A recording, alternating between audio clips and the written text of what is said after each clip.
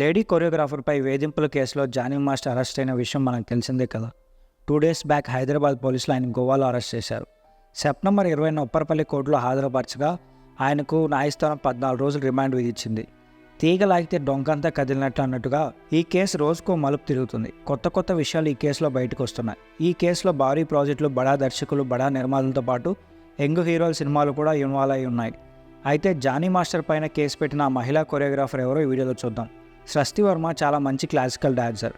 సృష్టి వర్మకి డ్యాన్స్ అంటే చాలా పిచ్చి. చిన్నప్పటి నుంచి పెద్ద కొరియోగ్రాఫర్ అవ్వాలనుకుంటూ ఉండేది. 1999 నవంబర్ 30న సృష్టి వర్మ జన్మించారు. ప్రస్తుతం ఆమె వయసు 24 ఏళ్ళు మాత్రమే. ఆమె నటి మరియు డ్యాన్స్ కొరియోగ్రాఫర్ కావాలనుకుంటూ ఉండేది. అయితే అదే సమయంలో తన అవకాశాల కోసం చూస్తున్న టైంలో తనకు ఢీ షో నుంచి కాల్ వచ్చింది. వెంటనే ఢీ షోకి ఓకే చెప్పింది సృష్టి వర్మ.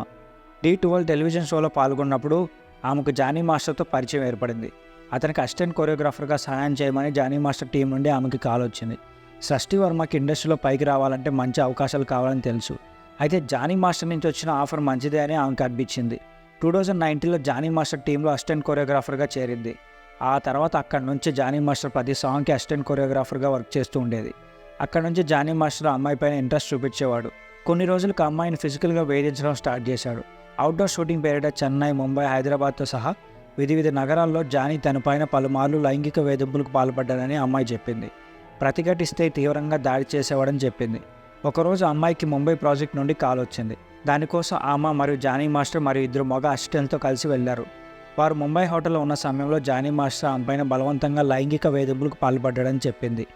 ఎవరికైనా చెప్తే పని నుండి తీసేస్తానని, ఇండస్ట్రీలో లేకుండా చేస్తానని బెదిరించేవాడంట. ఈ భయం కారణంగా ఆమె మౌనంగా ఉండాల్సి వచ్చింది. షూటింగ్ క్యారీవ్యాన్లోకి వెళ్ళినప్పుడు కూడా జానీ మాస్టర్ ఆమెపైన లైంగిక వేధింపులకు పాల్పడ్డారని చెప్పింది. నేను కాదు అంటే తను నా జుట్టు పట్టుకుని అద్దానికేసి కొట్టేవాడని చెప్పింది. ఇంకా మా ఇంటికి వచ్చి కొట్టేవాడని కూడా అమ్మాయి చెప్పింది. తన లైంగిక కోరికలు తీర్చడానికి తనను పెళ్లి చేసుకోవాలని, ఒకవేళ పెళ్లి చేసుకోకపోతే ఇండస్ట్రీలో లేకుండా చేస్తానని బెదిరించేవాడని చెప్పింది. జానీ మాస్టర్ భార్య కూడా తనపై దాడి చేశానని చెప్పింది. ఆగస్టు 15న నేను గుడి నుండి ఇంటికి వెళ్తుండగా ఎవరో గుర్తు తెలియని వ్యక్తులు నన్ను బెదిరించారు. ఆగస్టు 20న నా ఇంటి తలుపుకు పేరు లేకుండా వేలాడుతున్న ఒక వింత పార్సల్ వచ్చింది. అందులో చాలా జాగ్రత్తగా ఉండు, లేకపోతే నీకు ఫ్యూచర్ ఉండదని రాసి ఉందని చెప్పింది. ఇంకా ఈ బాధ తట్టుకోలేక బయటకు వచ్చి జానీ మాస్టర్ పైన కేసు పెట్టింది అమ్మాయి. యథా రాజా తథా ప్రజా అనే మూవీలో హీరోయిన్గా కూడా ఛాన్స్ వచ్చింది అమ్మాయికి. అయితే ఈ మూవీలో హీరోగా జానీ మాస్టరే యాక్ట్ చేశారు. అలాగే సృష్టి వర్మ కొన్ని మూవీస్కి అసిస్టెంట్ కొరియోగ్రాఫర్గా చేసింది. విక్రాంత్ రోనా, గేమ్ చేంజర్, పుష్ప వంటి పలు చిత్రాలకు ఆమె అసిస్టెంట్ కొరియోగ్రాఫర్గా చేశారు. ఇంకా కొన్ని బిగ్ మూవీస్కి అమ్మాయికి ఛాన్స్ వచ్చింది. కానీ కొన్ని ఛాన్సెస్ని జానీ రాకుండా చేశాడని తెలుస్తుంది.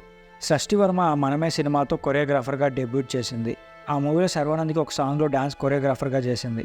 ఇప్పుడు ఆమె తాజా బ్యాండే చిత్రం పుష్ప పార్ట్ 2 కూడా కమిట్ అయింది. అయితే ఈ కేసు గురించి మీరేమనుకుంటున్నారో కింద కామెంట్ చేయండి.